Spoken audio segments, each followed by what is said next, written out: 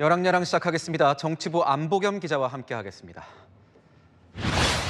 네, 한덕수 총리와 한동훈 국민의힘 대표의 얼굴이 보이는데 안 기자 이건 뭡니까? 바로 갈라성 콤비입니다. 한덕수 총리와 한동훈 대표, 불과 한 달 전만 해도 콤비로 불릴 정도로 돈독했는데요. 최근 의료 문제로 찬바람이 붑니다.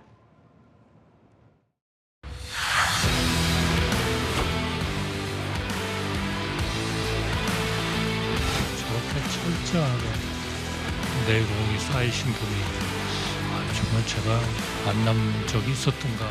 우리 정부의 기둥이시고요.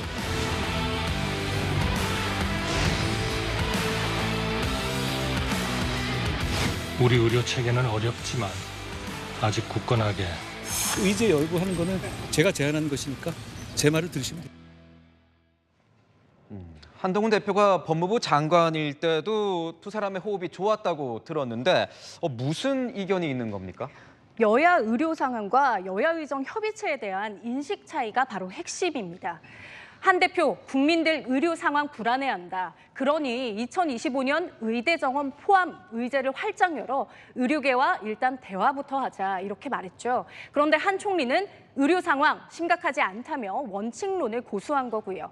취재를 해보니까요. 한 대표가 전공의들에 대한 수사기관 소환도 신중해달라 재차 요청한 것도 정부 측 즉답을 피했다고 합니다. 한 대표 측은 의료계 설득에 안간힘 쓰고 있는데 참 손발 안 맞네 싶었던 거고요. 정부 측은 대화 급해도 아닌 건 아니란 거죠. 결국 이 추석 전 협의체는 불발이 됐습니다. 한한 콤비의 이견은 좁혀질 것 같습니까? 연휴 첫날인 오늘 한덕수 총리 SNS에 의료개혁 고통스럽지만 심지 굳게 밀고 실행해 나가겠다고 썼거든요. 어제 의사협회가 요구한 정부의 태도 변화에 선을 긋고 강경기조 확실히 한 거죠. 한동훈 대표는 연휴 동안 맨투맨 의료계 접촉을 이어가며 추석 민심 보겠다는 입장인데요. 쉽진 않아 보이죠. 어제 나온 지지율을 보면 당정 모두 여유 있는 상황은 아닌 것 같던데요. 네, 맞습니다. 어제 나온 조사에서 대통령과 국민의힘 모두 최저치 성적표를 받았죠. 지지율 하락 원인이 뭐냐 취재해보면 당정 모두 의료계와의 갈등 장기화를 꼽습니다. 추석 연휴 지나고 더 떨어지면 어떡하냐. 이대로 가면 당정 모두 공멸, 위기감도 동일하고요. 추석 민심에서 당정이 어떤 답을 찾아내느냐가 관건이 될 것 같습니다. 네, 두 번째 주제 보겠습니다. 윤석열 대통령이 보이는데 추석 선물 이야기입니까? 네, 맞습니다. 윤석열 대통령의 추석 선물, 전직 대통령들에겐 비서관들이 직접 들고 갑니다.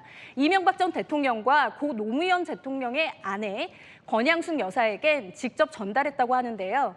이명박 전 대통령, 나라 걱정이 많다. 대통령이 잘 될 수 있도록 열심히 뒷받침해달라는 말을 건넸다고 합니다. 문재인 전 대통령은 평산마을의 비서실장을 맡고 있는 오종식 전 청와대 기획비서관이, 박근혜 전 대통령은 유영하 의원이 선물을 받았는데요.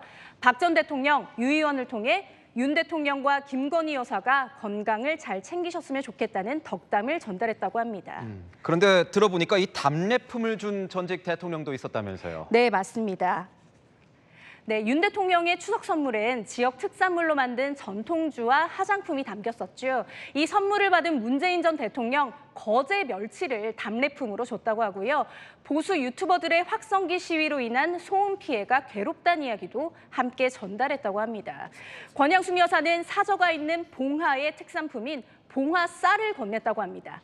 최근 야당 국회의원 일부가 대통령 선물을 수령 거부하며 시끌시끌했던 것과 대조적인 모습이죠. 떨어진 가족도 만나는 한가위에 이런 선물로 협치, 소통의 계기를 만들어 보면 좋을 것 같습니다. 네, 지금까지 열왕야랑이었습니다.